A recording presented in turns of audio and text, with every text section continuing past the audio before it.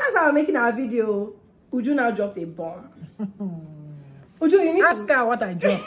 Because I'm saying that for me, one important thing in marriage. No, that's not what you said. Uju. I said the most important problem. The most important problem in marriage is money. And Nola said no, that is not the most important. That the thing that you're supposed to have is love. Yes, no. And my argument is, I'm not trying to say you wouldn't love your husband. After all, for you to marry the man, you actually have feelings for him. Okay. But, you see money. You see money. That thing is so important. Because the truth is, okay, let's assume you have this mentality that you are just a baby girl for life. You don't have money and all that. And you married a guy that is, comfortable. And boom, he loses his job or loses his business or something. And there's no money. Lala, that love will die within 2 hours. Okay.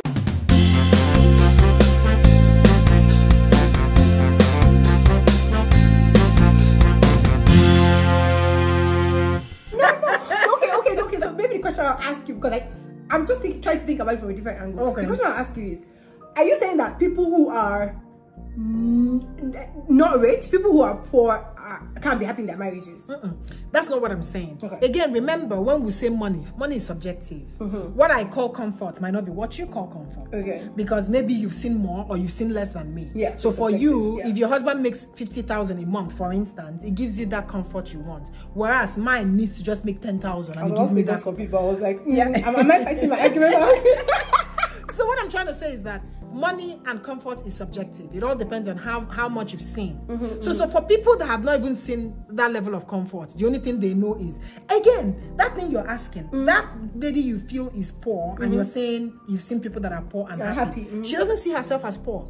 Because she sees the fact, in some cases, because she's content with what she has. She feels the husband has been able to build one bacha for them, so they are shielded from rain and sunshine. He gives her, he gives her 2,000 naira to make a pot of soup, and they eat it and they're happy.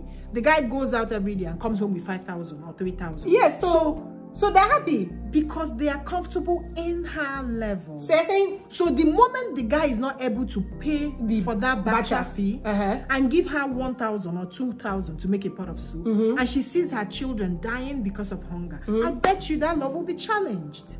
So are you saying that you can buy love with money, and the day you stop being able to provide money, the love, I'm saying they are intertwined. I'm saying they are intertwined. Love cannot live alone without comfort.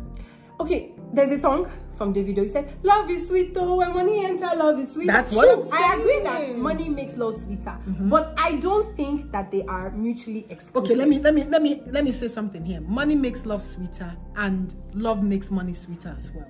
So that's what I'm saying. Money makes love sweeter. Like love makes money sweeter. Exactly. So in essence, if you already have love fundamentally, which is important, and there is money, it becomes so sweet. Now, if you have money and the guy is providing, or you are also, like, both of you are okay, my dear, what is there to fight about now? There's love. Oh my God. Okay, so the reason why I cannot agree, I cannot align myself with Uju's point of view. What I was telling Uju earlier is that when I and I got married, we were comfortable. We've always been comfortable. We've never needed anything. Good. But we're fighting all the freaking time. Like, we were, like, at the point, I started wishing that we had nothing except each other. And then we had no choice but to face each other and resolve all our issues. So, and then, maybe part of what was, his excuse for maybe us not settling some fights that were meant to settle was, he had to go to work. Or, he had to go and do something. And I'll be like, well, maybe it's better if you don't have that job so that you can focus on me, blah, blah, blah, blah. My point is, I wish to be poor if poverty would have made us to love each other. Poverty doesn't make, guys, please. Poverty doesn't make people because we're driving Mercedes-Benz, we're crying. So in essence, you guys loved each other. You guys had comfort, but you guys were fighting. So in essence, either love or money is not all that is needed. You need more. You need understanding. You need communication. You need trust. No, your argument. We know. However, what I'm trying to bring out here is you guys had love, clearly. You guys had comfort clearly, but you were fighting. No, maybe. So in essence, no, the fight felt as if we didn't have love. That's how bad it was. Yeah, but whether you felt or you didn't feel, the point is that fundamentally you had love. That's the point. The point is not whether you were feeling loved or not. The point is, did you love him? Did he love you? The answer is yes. That's what we're talking about, right? So there was love, basically, but there were issues. And there was also comfort, and there were issues. So in essence, this actually debunks the fact that love alone, for instance, is not all that is needed. Neither does it mean that money alone is all that is needed. Because in your clear example, there was love and there was money, but there were issues. So, but your point was money is the most important problem. Yes, because my dear, especially in this part of the world. And the reason I'm saying that is, like, for example, abroad. Okay. If you're in Germany, for instance, as far as you're a citizen, government would help. If you're not working, they would help you. They will help with your bills. They will pay with your insurance. So you really don't need so much. Okay, so for those people, what would you say their most important problem in marriage is, since it's not money? Yes, it's love and communication and understanding. So love for them, love. Yes, but here...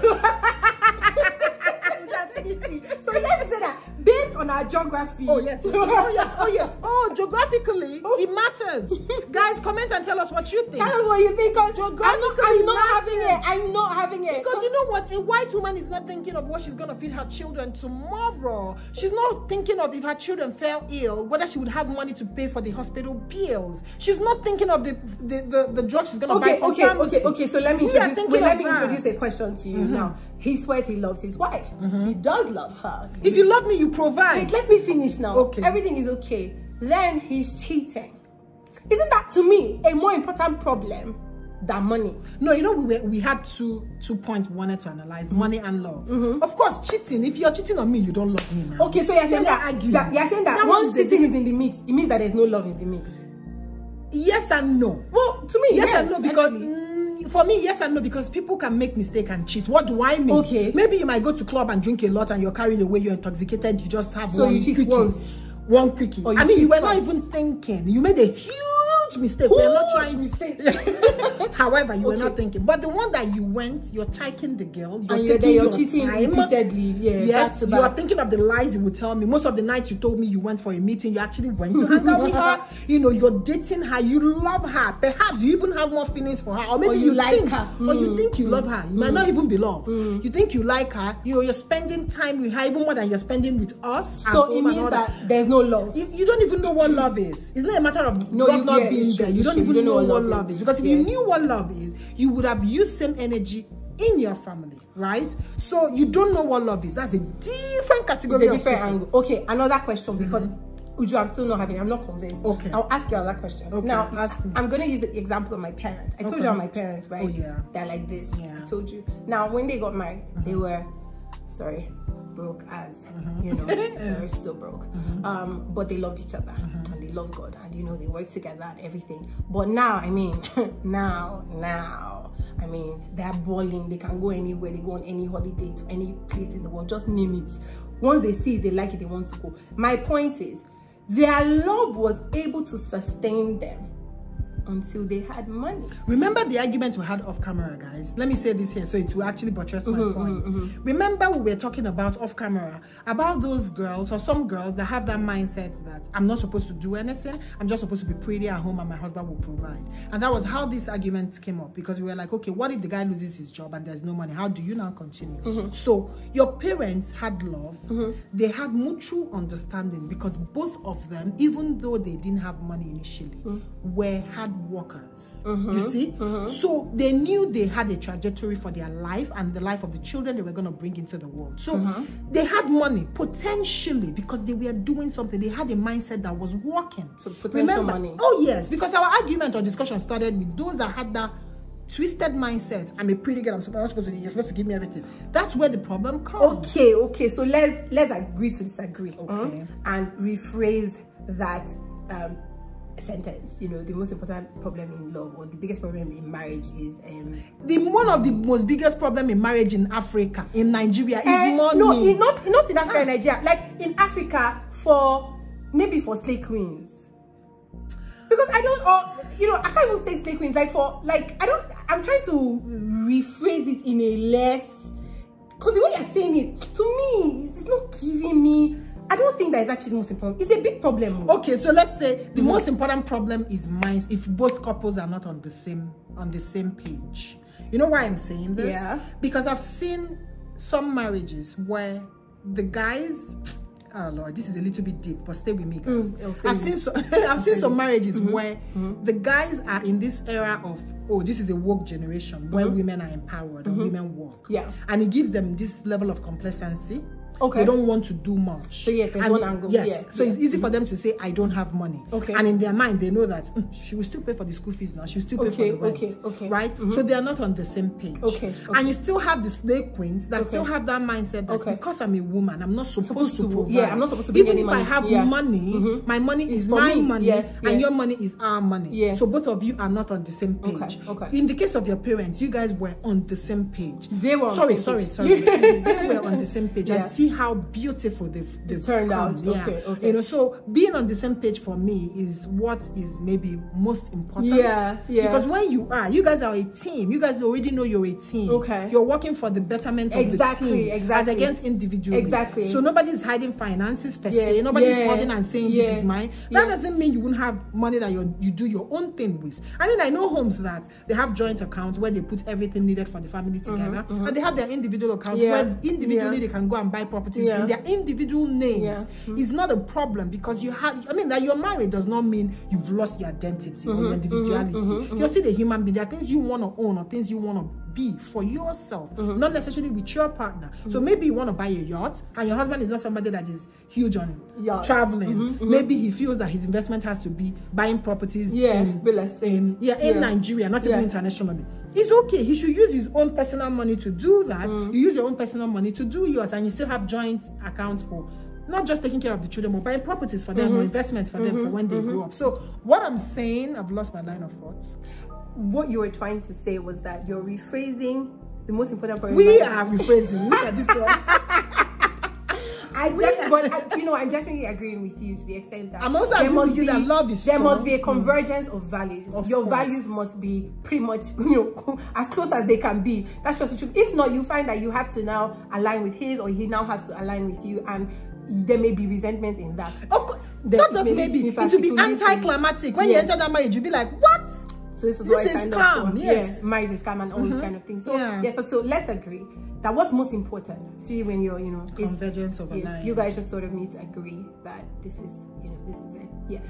So guys, comment please comment and tell us, because this topic is, behind the camera we're still arguing. We're saying we have convergence of aligning perspectives, but both of us are still like, okay, money, no, love. But anyway, seriously guys, the most important thing we kind of agreed is when you guys are on the same page. Yeah, when your values align. Of course, that would actually bring the money, and that would actually foster the love. So honestly, you need to be on the same page. So guys, but tell us what you think actually. Tell us if you think that alliance is not the most important, because it's possible. Yeah, maybe tell us what you think. Maybe let's just discuss money. Spend fun. Yeah, exactly. So tell us what you think. Till next time guys, remember to hang in there. The very best is next. Subscribe, like, share, comment. Yes, make sure you subscribe to watching Uju's channel. If you want to boost your communication, boost your relationships, Uju's channel is definitely the place to be. I went to her channel, actually binge watch your channel when she sent me that email. I was like, wait, who's on our Zoom video with me? And then we got to see what she talks about her channel, and I learned so much. Even today, like when we saw our earlier video, I learned so much when I was talking about self-awareness and self-clarity. I was taking notes. You saw me now. Yeah, so guys. Yeah, guys. Thank you. This means a lot. Thank you, guys. So please subscribe, like, share. Remember to hang in there. The very best is next. Bye-bye. Bye.